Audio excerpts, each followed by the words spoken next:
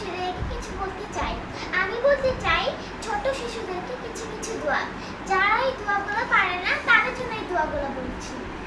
বলা যাক, 1 নাম্বার দোয়া হচ্ছে ঘুমার আগে আমি কি বলি?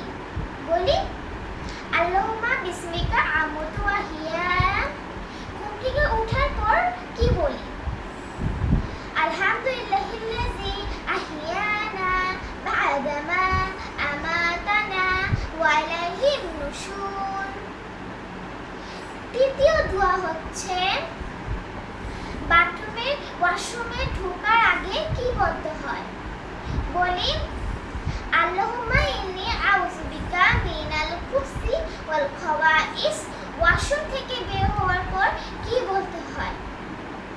গুফরানাকা আলহামদুলিল্লাহিল্লাযী আহিয়ানা আযহাবা আল্লি লাযা ওয়া আফানি।